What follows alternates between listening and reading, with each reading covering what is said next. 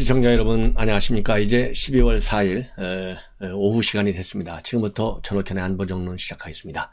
맨 먼저요, 이 조동현 그야말로 상임선대위원장 아주 최고의 직책에 임명이 됐다가 사흘 만에 사퇴를 했습니다. 이 사퇴 파동 결국은 누구 핑계를 대는 줄 아세요? 언론 핑계를 대고 있어요. 언론 핑계. 가세연이 언론입니까? 지금요 유튜브는요 언론으로 취급되지 않아요. 예. 그런데 언론의 핑계를 대고 있는 이 민주당 측, 그러면서 말이죠, 얼마나 뻔뻔스럽냐. 사과는 일체 안 해요. 이재명이는 자기가 뭘로 책임지겠다는 거예요. 뭘로. 자기가 대통령 되면 한 자리 주겠다는 겁니까? 천만의 말씀, 인생 끝났습니다. 제가 보기에는요.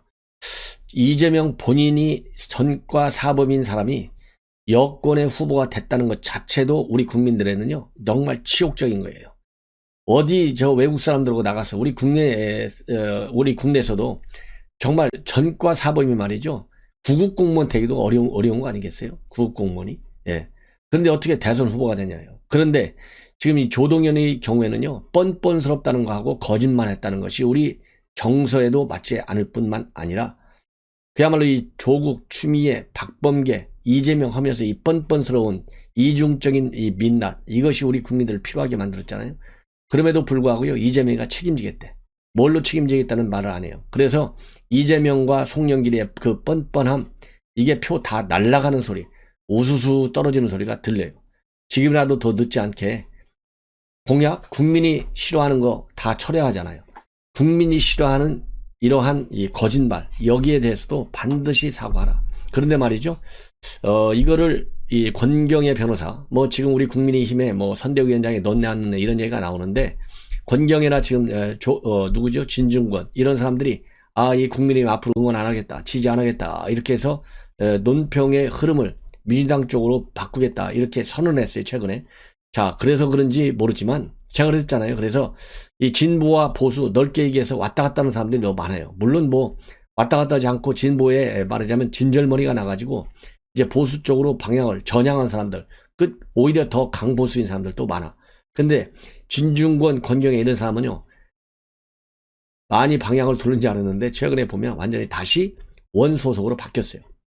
그 연장선상에서 권경의 변호사가 조동현이를 지금 포용하는, 이제는 놓아두자 이렇게 했는데요. 놓아주자 안 놓아주자는 권경애가 놓아주자에서 놓아줄 게 아니라 우리 정서에 말하자면 맞는 조동현이의 입장문이 나오고, 그리고 송영길과 이재명, 이 최고 책임자들이 사과하지 않는 한 그렇게 놓아주기가 쉽지 않을 것이다. 예. 그러면 권경애 변호사가 뭐라고 했느냐, 이혼은 이미 끝났다 이거예요. 그리고 이혼으로 인한 상처가 굉장히 컸다 이거예요. 모든 책임을 다 뒤집어 썼는데 이렇게까지 다시 사적 영역에서 나온 일을 가지고 이 공적인 영역에서 문제 제기하면 되겠느냐, 이런 논란을 지금 제기하고 있어요. 그래서 권경애 변호사도 제가 다시 한번 봐야 될 것 같아요. 예. 저도 그래서 권경애 변호사 나름대로 좋은 얘기 많이 하네. 사람의 생각이 이렇게 이제 바뀌었구나 했는데요. 생각이 본인의 이해관계에 따라서 바뀌는 것 같아요. 이해관계에 관계없이 공적 영역에서는 바뀌지 않을 때가 공인의 자격을 갖게 되고 국민들로부터 평가를 받게 돼요. 그런데 지금 권경이 왔다 갔다 해. 예. 그래서 공적 영역에서 했던 발언, 권경의 변호사 다시 이 이중적 성격의 모습으로 나타난 것이 아닌가 하는 측면에서 저는 우려한다. 뭐라고 했느냐, 조동현은 사퇴했다. 그가 국민에게 정했던 기회는 주어지지 않았다. 몰면을 받고 내쳐졌다. 국민이 그를 내친 건 거짓말 때문일까? 그의 거짓말은 이미 사적 영역에서는 대가를 치렀다. 여기까지는 맞아요. 그리고 남편으로부터 이혼을 당했고 우의자로도 몰았다. 그것으로 남편을 속인 죄를 모두 탕감했다고 생각했다면 어리석다. 그러면서요, 이 국민에게 내쳐진 것은 겁도 없이 준비도 없이 가부장제에 도전한 때문이다. 이걸 몰랐냐? 공적 영역에 들어오는 바로 그 즉시 자신과 가족과 아이들의 어떤 취급을 당할지를 어리석었다. 뚫고 나갈 준비도 없이 맞서 싸울 의지도 없이 바로 주저앉을 거였으면 무엇 때문에 무엇을 믿고 그리 겁없이 우리 사회 가장 강관 질서인 가부장제에 머리를 혼자 치받고 피를 철철 흘리며 패퇴한 건가? 그는 즉시 항복했다. 이제 그만 놔주자. 사생활 의혹을 제기한 강용석이 한 추잡한 짓은 기억해두자. 강용석이 추잡한 짓 아니고요. 제가 보기에는 이 권경애 변호사가 이렇게 얘기를 하는 것이 추잡한 것이라는 역공격을 받을 가능성이 농후하다라는 점을 저는 지적하고 싶어요. 그러면서 조동현 문제를 여성 문제로 보는 것은 핀트가 틀렸다. 여성이다 남성이다 떠나서요. 이러한 고도의 공적 영역에 들어오면서 거짓말을 한 것을 문제를 삼는 것이지, 여성이 왜 혼외자를 가졌냐? 이것은 두 번째, 세 번째, 네 번째예요. 혼외자 가질 수 있죠. 왜 혼외자 가진 것을 거짓말을 해가지고 DNA까지 검사까지 가서 전 남편을 열받게 해갖고 이혼을 했느냐? 이걸 문제 삼는 거예요. 여성 문제를 바라보는 사람 물론 있을 수 있지. 저는 그렇게 보지 않습니다. 그러면서 이 가부장제 질서하고도 관계가 없어요. 예. 아니 그럼 남편이 혼외자 데릴 거면 가능한 겁니까? 그 남편도 용인을 받지 못해 사회적으로. 이 권경의 변호사 굉장히 이거를 페미니즘이냐 엔티 페미니즘을 보는 시각 자체가 잘못됐어요. 그리고 가부장제냐 아니냐 보는 자체가 잘못됐어요. 조동현 문제를 여성 문제로 바라보는 것은 핀트가 틀렸다. 가부장제 질서를 정치가 어떻게 활용할 것인가의 문제다. 이것도 완전히 권경의 변호사가 헷갈리는 사람이에요. 혼외자 논란 최동욱을 낙마시킨 것, 정적을 죽일 가장 손쉬운 방법, 진짜 말 그대로의 내로남불, 황색 비방이다. 노. 근본이 잘못됐다. 이 권경의 변호사 이거 윤리교육 다시 받아야 될 것 같아요. 그리고 또 뭐라고 비판하고 있느냐? 헌법상 보장되는 사생활의 자유, 아무리 공인이라도 공적 사안과 관련되지 않은 사생활이 낱낱이 까발려져 공개재판 당하는 상황을 감수할 의무가 없으며, 아무리 정치인이라도 사생활은 침범당하지 않을 권리가 있고 우리 모두 타인의 사생활을 침범하지 않도록 주의를 기울여야 한다는 이 쉬운 말을 전달하기가 이렇게 어렵다. 그러면서요, 본인이 민주당이나 국민을 속이는 거짓말을 한 것도 아니다. 배우자를 속이는 혼외정사에 대해 여야 남녀 안 가리고 동일한 기준과 강도로 이뤄시는 일을 자녀 사진까지 공개하며 낱낱이 뜯어 발겨서 한 인간의 전 인격을 이기고 득달같이 철퇴를 내려 주저앉히고 퇴출시키는 이런 잔인함이 다들 정치적으로 옳은 일이라고 생각하는지 의아하지 않을 수 없다. 자, 이거요. 저는 권경의 변호사 왜 이거를 여러분께 소개해드리냐면, 이렇게 편향된 이중적 모순점을 가지고 있는 이 진보 좌파 인사들의 실체가 이 권경회를 통해서 또 한 번 나오는 것이 아니냐. 이런 그 실망 때문에 제가 말씀을 드리는 거예요. 그리고 이재명 후보는 모든 책임은 제가 지겠다. 조 위원장과 가족에게는 더 이상 아픔이나 상처가 되는 일이 없도록 배려해 달라. 이렇게 했지만요. 이렇게 했고, 또 이 송영길 대표도 이 공직 후보자도 아니고 의원 출마자도 아닌데 10년 전 이혼한 사실을 갖고 가족과 개인사를 공격할 사안인지 국민들께서 판단해 달라. 국민들이 판단했잖아요. 이거 아니 된다고. 네. 자, 그리고 이제 최종적으로 오늘 주말에 만나서 결정하겠다 했지만 어제 공식적으로 이 조 위원장 거듭 사퇴를 밝힘에 따라서 수용했습니다. 자, 그리고요, 여기에 관해서 이 고용진 수석 대변인 조 위원장의 인격살인적 공적 경고글부터 아이들을 보호하기 위해서라도 사퇴를 해야겠다는 입장이 확고했다. 그래서 이제 받아들였다는 겁니다. 다만 이 대목에서 저도요, 이 조동현 위원장의 자녀 이름과 얼굴까지 공개한 부분에 대해서는 이거는 인격 침해적인 요소가 다분하다. 예, 왜냐하면 어린 아이도요 다 인격 보호를 받아야 돼요. 이것은 하나의 사회적 폭력이다라고 하는 이 고용진 수석 대변인의 평가, 이 부분에 대해서 비판, 이거는 저는 이 부분은 동의한다. 자, 이런 상황에서요, 노웅래 의원은 과열된 인재 영입 과정에서 생긴 인사검증 실패다. 아무리 외부 영입이 중요하고 급하더라도 바늘허리에 쉽게 쓸 수 없는 것 아니냐. 그리고 전재수도요, 인사 추천한 사람에게 일정하게 검증의 의무를 부과하게 되는 것이고, 인재 영입에는 항상 기회와 위험 요인이 상존하고 있고 당에서 검증 시스템을 구축해야 한다. 그래서 이 검증 후보 부응이 조금은 벌어지고 있어요. 자, 그 다음에 이재명이는 얼마나 치사한 사람이냐면요, 삼성경제연구소를 찾았어요. 바로 어제 찾았죠. 여기에 대해서 기본소득을 좀 삼성 측에서 받아들여달라, 얘기를 좀 해달라, 이렇게 압박을 가하고 나왔고, 거기에서 무엇까지 공고했냐면, 내가 이재명 부회장에도 이미 다 이 얘기를 했다. 그러니 이재명 부회장한테 얼마나 압박했습니까? 그러니까 문 닫아놓고 둘이서 압박했는데 이제 공론화 시켜갖고 이재명은 진보 좌파들이요, 이재명에게 압박을 가라, 문자 폭탄 좀 보내라, 이런 신호를 보내는 것이 아니냐. 그래서 이 대기업에 말하자면 반재벌 정책, 반대기업 정책이 민주당의 특징이잖아요. 이재명이가 만약에 대통령이 당선되는 날이면 지금 안철수 후보 같은 경우 삼성과 같은 세계적인 초기술격자 기업 5개 만들겠다고 했잖아요. 다 죽일 것 같아요. 지금 문재인 정권 들어왔어도 대기업을 계속 때리다가 일자리 창출이 정부 세금만 갖고 늘어나는 이 국민 속임수다 이러니까 전부 삼성에 몇 번씩 달려갔잖아요. 총리 달려가, 그 다음에 산업부 장관 달려가, 청와대 문재인 대통령 아마 이재용 삼성 부회장 2번 찾아갔을 거예요. 이렇게 바뀌었어. 그러더니 이제 지금 이재명이는 후보된 상태에서 삼성을 밀어붙이는 거예요. 기본소득 해달라고. 근데 최근에 뭐라고 그랬어요? 기본소득도 국민이 싫어하면 바꾸겠습니다. 이렇게 나왔잖아요.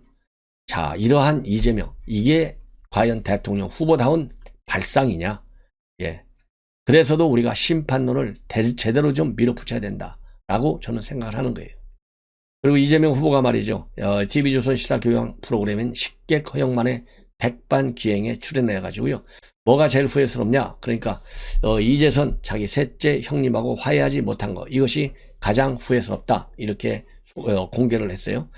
자, 그리고 이 김혜경 씨가 2008년도에 선거에 출마했을 당시에는 이혼을 요구했던 일화도 털어놨습니다. 그래서 2008년 선거에 나갈 때 김 씨가 도장 찍고 나가더라고. 그러면서 그때는 견뎠는데 당시 당에서 본인만 뗄 수 있는 배우자 전과 기록을 내라고 했고, 그래서 아내가 결국은 정치하지 말라고 안 떼주었다라는 비화를 소개하고 있어요. 그러면서 이 김혜경 씨는 그 당시 그러면서 그 당시 일화를, 왜냐하면 김혜경 씨도 깜짝 이 프로에 등장을 했어요. 그래가지고 이 김혜경 씨가 그러니까 웃으면서 제가 먼저 도장 찍고 여기 찍어라 라고 했는데도 안 찍고 이재명 후보가 버티더라. 예. 그래서 선거 나가기만 하면 떨어지니까 도장 찍고 이제 선거 나가려면 나가라 이렇게 밀어붙였다라는 일화를 소개하고 있고요. 그 이재명 후보는 김 씨와 결혼하기로 마음먹었으니 처음부터 가족사 등을 다 보여줬고 속이면 안 된다고 생각했다면서 프로포즈는 제가 어릴 때부터 쓴 일기장을 모아서 줬다 이렇게 밝히고 있는데요. 이 거짓말하는 거 하도 문제가 되니까 이런 얘기까지 지금 공개하는 것 같아서 안타깝기도 하고 참 그렇습니다. 예. 근데 윤석열 후보의 부인도 말이죠. 정치할 거면 가정법원 가서 도장 찍어갖고 와라 이렇게 얘기했다고 하잖아요. 다 이 부인들은 이 남편의 정치 참여 굉장히 싫어하는 것 같아요. 자, 이제는 추미애가 드디어 추미애다운 입을 열기 시작했어요. 왜 이렇게 제가 추미애가 이 입을 안 열어갖고 심심하게 만드나. 제가 며칠 전에 그런 논평을 한 바 있는데 추미애가 결국 입을 열었습니다. 누구에 대해서? 윤석열에 대해서. 추미애 입은요, 윤석열을 향해서 나올 때 입다운 입이 되는 거예요. 예, 그래서 지지율이 자꾸 올라가는 거예요. 그래서 앞으로 추미애 이 선수가 계속 입을 열기를 저는 바람하지 않습니다. 뭐라고 얘기했느냐? 최근에 조국 사과하는 걸 가지고요, 이재명이가 그야말로 사과한다라는 입장을 밝혔어요. 그러니까 이 추미애가 이재명이를 때린 바 있잖아요. 예. 그런데 이제 이재명만 때린 게 아니고 추미애 이재명이가 조국 사과한다니까 조국을 그렇게 키우는 문재인 대통령이 사과하라 이렇게 요구를 했습니다.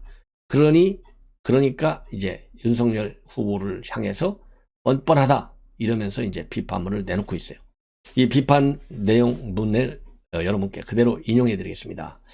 문재인 대통령이 이렇게 사과를 요구한 것과 관련해서 끝까지 임기를 지키라면서 이 윤 후보를 엄호해 준 그 대통령을 향해서 조국에 대해 책임지라고 사죄하는 것은 후한무치다. 이런 후한무치한 말을 뱉으니까 뻔뻔함이 참으로 놀랍다. 이렇게 직격탄을 가하고 있습니다. 자, 그러면서요, 윤석열 후보의 대통령 사과 요구는 교활한 본색까지 드러내는 것이다. 행정법원이 검찰총장의 감찰 방해와 수사 방해가 검찰 사무의 적법성과 공정성을 중대하게 침해한 것이고 면직 이상의 중대 비위라고 했으니 윤 후보 본인이 사과를 하고 후보를 사퇴해야 한다 이렇게 주장하고 있어요. 자, 그러면서 추미애는요, 윤 후보의 고발사주 의혹, 부인 주가 조작 의혹 이런 것을 차례로 쭉 언급하면서 윤석열 후보가 마땅히 책임을 져야 한다 이렇게 강조하고 나섰습니다. 그러면서 사법 질서와 경제 질서를 교란시킨 부부가 나라의 얼굴이 될 수는 없을 것이다. 이것이 공정을 어지럽힌 죄이고 국민께 엎드려 사죄해야 하는 것이다. 결론적으로 윤석열은 검찰 권력을 사유하고 언론과 유착해 무고한 시민을 협박하고 이것이 들통나자 고발을 공작하고 감찰과 수사를 방해한 일련의 검찰권 농단에 대해 책임을 져야 하는 후보다. 자, 이거 전부 거짓말하고 있는 거예요. 예. 자, 그러면서요, 이렇게 이제 비판을 내놨는데, 참고적으로 이재명 후보가 조국 사태에 대해서 뭐라고 사과를 했냐면, 조국 사태가 어디 혼자 사과한다고 될 일인가? 문재인 대통령을 포함한 현 집권 세력 모두가 국민 앞에 사죄해야 할 일이다. 이렇게 이재명의 조국 사과에 대해서 윤 후보가 몰아붙였어요. 자, 그리고 이제 이준석 후보, 이재명 이 후보에 대해서는요, 표를 얻기 위해서라면 일시적으로 고개를 숙여줄 수 있다는 것인데, 진정으로 책임을 통감한다면 대통령이 지금이라도 국민 앞에 사죄하도록 설득하라. 이렇게 이제 윤석열 후보 측에서 입장문이 나오니까 이걸 싸잡아가지고 추미애가 기다렸다는 듯이 윤석열 후보를 저격하고 있는 상황입니다. 자, 그러면 지금 추미애가 욕한 김건희 사건, 도이치 주가 조작 사건, 이거요, 결국 끝났어요. 무혐의로 끝난 거나 마찬가지입니다. 왜냐하면 이 권오수 회장이 이제 구속되어 있지 않습니까? 권오수를 이제 재판에 넘기게 돼요. 그래서 이제 오늘이 4일이니까 이 5일까지 구속 기간이 5일이기 때문에 5일은 내일은 일요일이잖아요. 이걸 고려하면 이 평일이 이제 3일이잖아요. 어제까지 지났어. 어제까지 김건희 씨를 소환해 조사해야 되는데 김건희 씨 소환을 못했어요. 이 얘기는 결국 뭡니까? 혐의가 없다는 얘기입니다. 그래서 추미애가 얘기하고 있는 거 제가 가짜뉴스라 했잖아요. 추미애가 가짜뉴스에 여전히 최우수 선수예요. 자, 그럼 이게 조가 조작 사건 어떻게 해서 결국은 김건희 소환이 불가능해졌는지 그 경위를 말씀을 드리겠습니다. 자, 본래 말이죠. 본래 이 김건희 씨 사건은요, 경찰에서 무혐의 처리가 된 사건이에요. 근데 이거를 작년에 이 최강욱이 그러니까 반윤석열 라인의 인사들이 고발하면서 다시 수사가 된 거예요. 경찰 내사는 2013년도에 이미 무혐의로 끝났어요. 끝났는데 아까 말씀드린 대로 이 최강욱이가 작년 4월 달에 이 김건희 씨하고 장모를 갖다가 자본시장법 위반 혐의로 고발을 하면서 작년 4월부터 다시 시작된 거예요. 그래서 윤석열 후보가 이게 1년 6개월씩 수사하는 경우는 내가 검사 생활 26년 해봤는데 생전 처음이다, 이런 비판을 내놓는 겁니다. 그래서 이제 작년 4월에 고발을 하니까 본래 중앙지검 형사 6부에 배당돼서 수사를 하다가 작년 나오는 게 없으니까 이제 11월 달에 반부패 2부로 넘겨요. 11월 달에 넘겼으니까 지금 딱 1년이 됐잖아요. 1년 조사 아무리 탈탈 털어봐야 나오는 게 있어야지. 그래서 엉뚱한 사람들만 전부 다 구속시킨 거예요.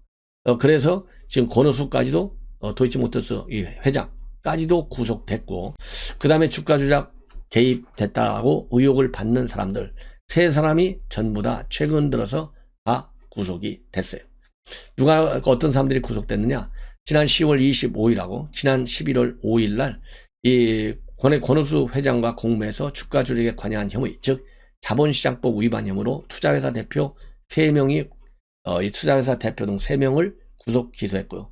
지난 11월 30일에는 권 회장의 소개로 김 씨로부터 10억 원이 들어있는 A증권사 계좌를 건네받아서 관리한 선수 이모 씨가 같은 혐의로 구속 기소됐어요. 이 씨가 굉장히 결정적 인물이에요.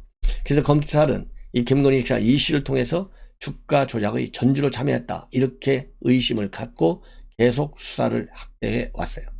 근데 그동안에 이 검찰은 이 구속된 이 권 회장과 그 다음에 이 씨로부터 김 씨의 주가 조작 관여 여부에 관해서 유의미한 진술을 전혀 확보하지 못한 것으로 알려지고 있습니다. 그래서 이 권 회장하고 이 씨가 자신들의 혐의조차도 완강히 부인하고 있다는 겁니다. 따라서 검찰은 최근에 이 김건희 씨 측에 정식으로 소환 통보를 하지 않고 유선으로 출석 의사를 타진해요. 이 김건희 씨가 약 먹었어요, 여기 출석하지 않죠. 이러니까 이제 검찰은 서면조사 방법을 강구하고 있다는 보도도 나오고 있는데, 오직 아직까지도 어떤 형태의 소환 통보도 온 게 없다는 거예요. 자, 그렇다면 이 몸통인 권오수 회장의 구속기간이 5일까지이기 때문에 5일이 휴일인 것을 고려하면 사실상 소환할 수 있는 시간은 3일까지라는 거예요. 근데 어제 3일까지 소환을 조사 요청을 안 했어요. 그러니까 이건 자연적으로 무혐의로 처리될 수밖에 없다. 이것이 법조계의 시각입니다. 그래서 이 최소한도 이 소환 해가지고 마치 큰 혐의가 있는 것처럼 김건희 망신도 주고 그다음에 윤석열 후보 이 비판 의혹 여론도 좀 조성하고 이러려고 했는데 이것이 다 무산이 된 거예요. 예.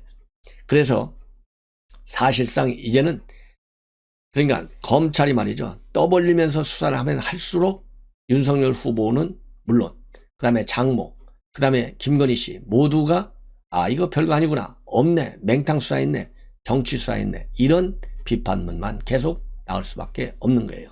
그래서 윤석열 후보하고 이 김건희 씨 측에서는요. 수사 초반부터 증권 계좌를 이 씨에게 맡겨가지고 오히려 손해봤다는 주장을 계속 하고 있는 상황입니다.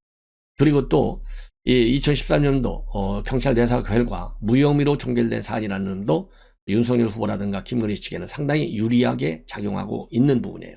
그리고 주가 조작 의혹과 또 별도로 2012년도에 권은수 회장으로부터 신주 인수권을 싸게 사들여서 시세 차익을 거뒀다라는 의혹도 받고 있는데 이 김건희 씨 측은 이것은 정상적인 거래였다 이런 입장입니다. 자, 이렇게 되다 보니까요. 민주당 측에서는 지난달 19일 서울중앙지검을 항의 방문해서 김 씨에 대한 소환 조사를 공개적으로 압박하고 나섰는데 김건희 씨가 왜 이 소환 조사에 응하냐고요. 안 응하죠. 이래서 이거는 이제 끝난 것이다. 이렇게 보여집니다. 이러다 보니까 말이죠. 이제 공수처 손준성 씨 또 윤석열을 잡으려고 손준성 고발 사주 의혹 아무리 해도 나오지 않아요. 그래서 영장 구속영장 두 번 다 기각됐고 체포영장도 기각됐잖아요.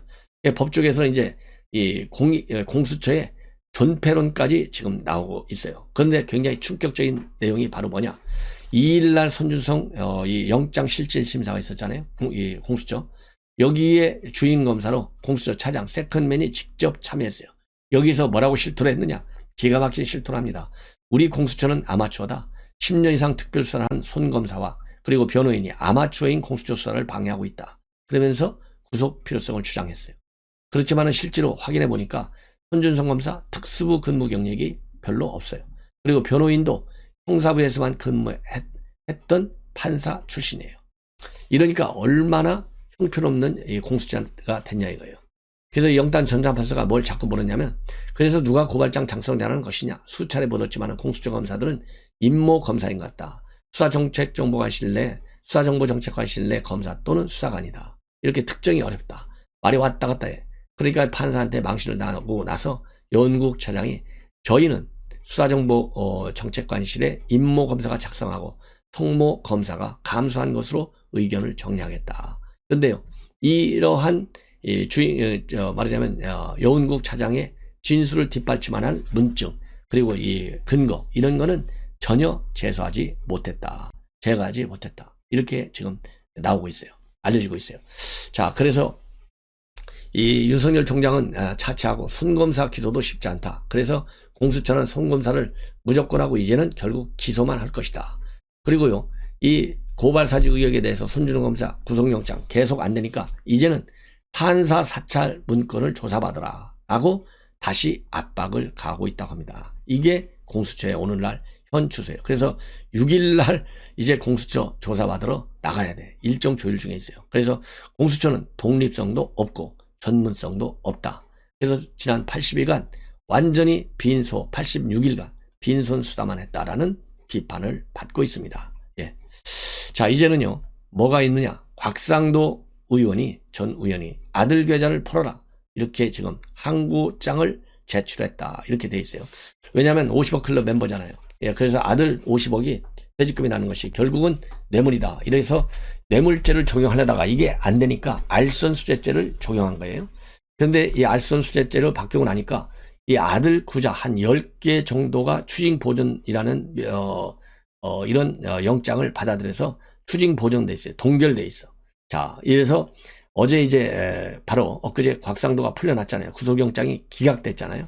자, 그러니까 지금 곽상도 의원 입장에서는요.